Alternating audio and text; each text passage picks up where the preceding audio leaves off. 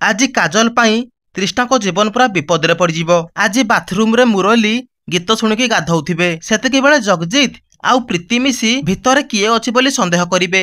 ସେଇଠୁ ପ୍ରୀତି ଥାଇ କହିବେ, ପ୍ଲିଜ ଚାଲ ଆମେ ଏଠୁ ପଳାଇବା।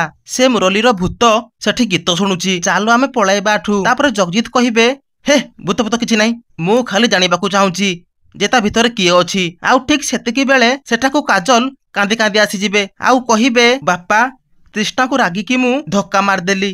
ସେ ଏବେ ଆମ ଘର ପଛ ପୋଖରୀରେ ପଡିଗଲା ଆଉ ଏବେ ସେ ବୁଡିକି ମରିଯାଇଥିବ। ମୁଁ ସବୁବେଳେ ଦୁଇ ଜଣକୁ ବ୍ଲେମ କରେ ଆଉ ଆଜି ରାଗ ସମ୍ଭାଳି ନ ପାରିକି ତାକୁ ମୁଁ ମାରିଦେଲି ବାପା। ଏହାପରେ ଏସବୁ କଥା ମୁରଲି ବାଥରୁମ ଭିତରୁ ସବୁ ଶୁଣି ପକାଇବେ ଆଉ କହିବେ, ତା ମାନେ ତୃଷ୍ଣା ଠିକ କହୁଥିଲେ, ଏସବୁ କାମ ସବୁ କାକା ଆଉ ଖୁଡି କରୁଛନ୍ତି। କିନ୍ତୁ ଏସବୁ କଥା ପଛରେ, ଏବେ ମତେ ତୃଷ୍ଣାକୁ ବଞ୍ଚାଇବାକୁ ପଡିବ। ତ ଦର୍ଶକ ବନ୍ଧୁ, ମୁରଲି କଣ ତୃଷ୍ଣାକୁ ପାଣିରୁ ବଞ୍ଚାଇ ପାରିବେ କି?